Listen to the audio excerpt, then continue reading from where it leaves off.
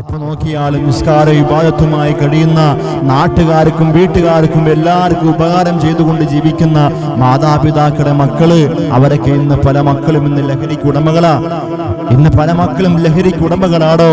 അള്ളാഹുവെ, തലയിന്ന് തൊപ്പി പോലും മറ്റാത്ത ഉപ്പാടെ മകൻ, എപ്പോ നോക്കിയാലും നിസ്കാരപ്പായിൽ നിന്നുകൊണ്ട് മാറാത്ത ഉമ്മായുടെ മകൻ, അവരൊക്കെ മാരകമായ ലഹരിക്ക് ഉടമയായിട്ട് മാറുന്ന ഈ കാലഘട്ടത്തിൽ എൻ്റെ പ്രിയപ്പെട്ട മക്കളോട് സ്നേഹത്തോടു കൂടി പറയട്ടെ, എൻ്റെ ശുഭിത യൗവനത്തിനോട് ദുശീലമുള്ള ഏതെങ്കിലും ഒരു കൂട്ടുകാരൻ നിന്റെ കൂടെ ഉണ്ടെങ്കിൽ അവനിലേക്ക് നീ പോവല്ലേ, അവനോട് നീ അടുപ്പം കാണിക്കാൻ നിൽക്കല്ലേ.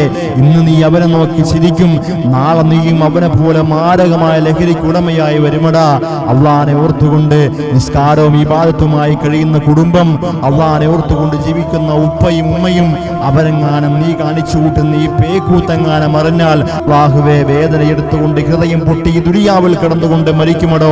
അതുകൊണ്ട് എൻ്റെ പ്രിയമുള്ള ചെറുപ്പക്കാരോട് സ്നേഹത്തോടു കൂടി പറയുന്നത്, എടാ, ദുശീലങ്ങളിലേക്ക് പോകല്ലേ, ലഹരിയിലേക്ക് പോകല്ലേ. ലഹരി ഉപയോഗിക്കുന്ന ഏതെങ്കിലും കൂട്ടുകാരൻ നിന്റെ കൂടെ ഉണ്ടെങ്കിൽ അവനിലേക്ക് അടുക്കാനുള്ള മനസ്സ് പോലും നീ കാണിക്കല്ലേടാ. ആദ്യം നീ അവനെ നോക്കി ചിരിക്കും, പിന്നെ ചേർന്നിരിക്കും, പിന്നെ അവനേക്കാൾ വല്ല ലഹരിക്ക് അടിമയായിട്ട് നീ മാറും. അതുകൊണ്ട് നീ പോവരുത്. നിന്റെ ഉപ്പാനെ ഉമ്മാനെ നീ ദുനിയാവിലിട്ടുകൊണ്ട് കണ്ണുനീര് കുടിപ്പിച്ച് നാണം